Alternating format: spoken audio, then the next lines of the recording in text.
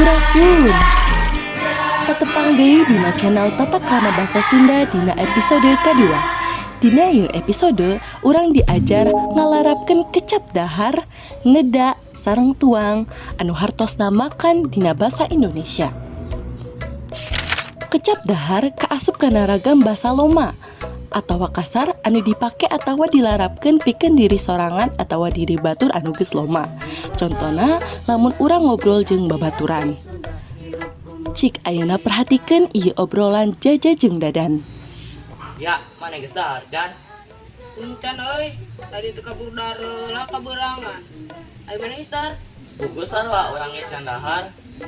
Kecap maneh, urang, dahar, enggeus jeung sajabana kagolong kana ragam basa Loma.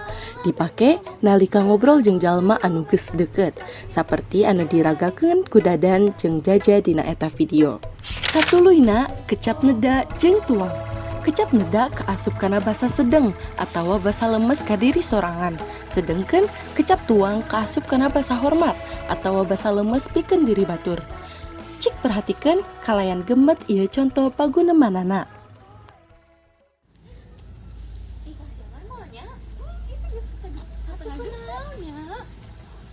Marwa, parantos tuang tak acan? Teu acan, tadi pan teu kabujeng nada heula kasiangan. Tapi teh ita parantos tuang. Lumawi, sami teu teh tak acan ada. Ya urang ka kantin nyarap heula. Hayu. Kecap neda jeung tuang sanajan miboga harti anu sarua, tapi larapanana miboga tempat anu beda. Kecap neda digunakeun pikeun ngabasakeun diri sorangan, sedengkeun kecap tuang dipake pikeun ngabasakeun diri batur.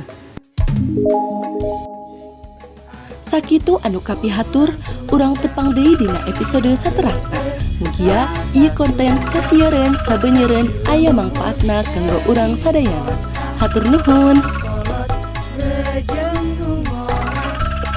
Ayu make bahasa Sunda. Bercibang, bercibang, bercibang. Bercibang, bercibang, bercibang. Bercibang.